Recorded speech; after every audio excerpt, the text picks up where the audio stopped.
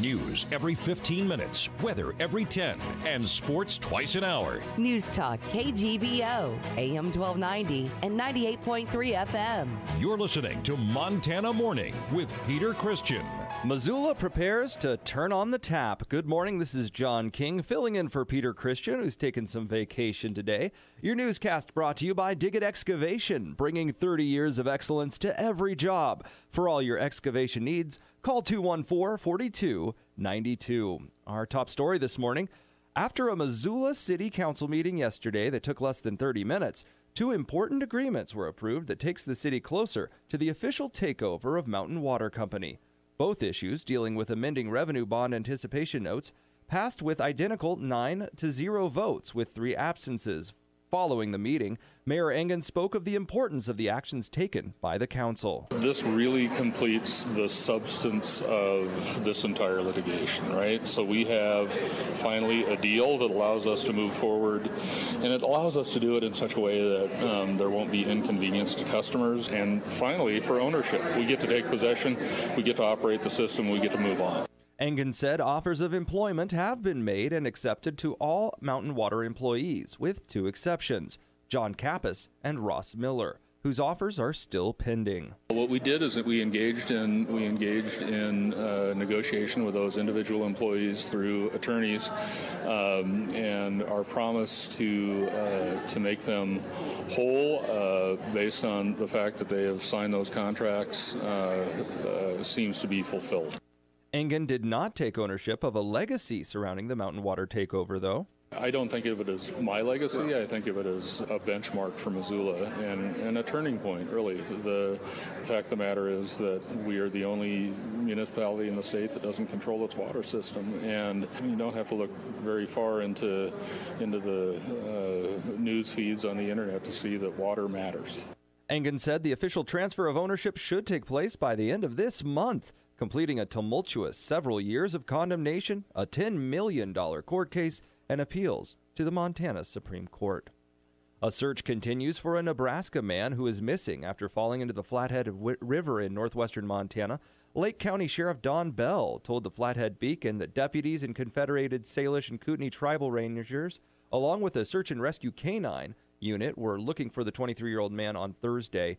Bell has not yet released his name, though. Authorities received a report at about noon on Wednesday that a group of friends had hiked down to the Overlook area near the SKQ Dam on the Flathead Indian Reservation. Witnesses said the man climbed down a rocky hillside outside of posted boundaries and slipped and fell about 12 feet into the very fast-moving river.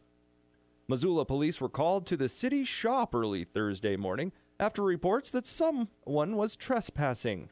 According to Missoula Police Public Information Officer Travis Welsh, the suspect was quickly spotted on the premises. About 5 a.m., officers were dispatched to a property in the 1300 block of Scott Street for the report of a male walking in and out of the building that was not authorized to be there in the secured facility. The officers arrived and they did find a male walking around the property. They identified him as 26-year-old Nicholas Berry. Berry was easier to spot than most burglary suspects because he was wearing a bright orange clothing that quickly became part of the investigation. Mr. Berry was, in fact, wearing articles of safety gear. Safety gear that he was wearing was a reflective vest taken from the inside of the shop building there on the property. And when asked what he was doing there, indicated that he used to own the property and was looking around. Berry did not get to keep the reflective vest, but he's still wearing orange in the Missoula County Jail, where he awaits a hearing on a burglary charge. Bail was set at $50,000. Montana's governor says President Donald Trump's decision to withdraw the U.S. from the Paris Climate Agreement is, quote, short-sighted and dangerous, end quote. Democrat Steve Bullock issued a statement Thursday saying Montana farmers and ranchers, along with hunters, anglers, and skiers, are aware that climate change is real and poses a threat to the state's economy and way of life. Trump once called climate change a, quote, hoax, end quote. Bullock says we should face the challenge and work to find solutions, not pretend that it doesn't exist.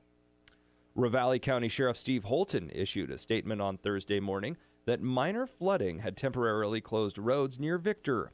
The statement said that Middle Bear Creek Road and Tushpaw roads were closed due to flooding and asked residents to avoid the roads until further notice.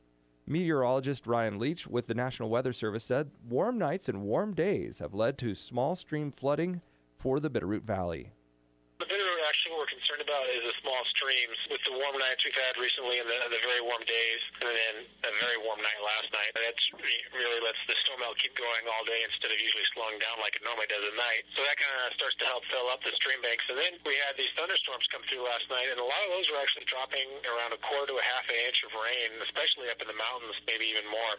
Leach said another round of thunderstorms would be coming through the same area on Thursday. Today we do have another round of thunderstorms that's going to be coming through, which is why we went ahead and put the flood advisory out for that. And so, we would be adding to the water that's already in that system. And then, of course, it did cool down last night thanks to that cold front, but not as much. Leach said the storms that came through Wednesday night mostly passed by Missoula, but did cause some downed tree limbs and power outages in Polson. Lights flickered in Lolo as well, but no power outages were reported. Well, trashy, it's not the kind of text you want to send out to just anyone, but Clark Fork Coalition Stewardship Coordinator Katie Reset says that it's exactly the right text if you want to get involved in keeping Missoula's waters clean by joining the new Trash Line. Trash Line actually comes from the term hotline. It is basically just a text messaging system. How you get on it is you text the word trashy to the number 33222, and that gets you on the Trash Line list. Folks can either report trash or they can respond to text message alerts that we send out. Reset says the concept of a trash line is new to Missoula and maybe to the rest of the world too. People report trash to the Clark Fork Coalition throughout the summer usually, and it's usually river access points that need some attention or just spots along the river that are just hot spots for people dumping their trash. An easy way for people to report really trashy areas of the river to us. As far as I know, we're the only ones doing something like this. Though the trash line is up and running right now, Reset says there have been no cleanup calls reported yet.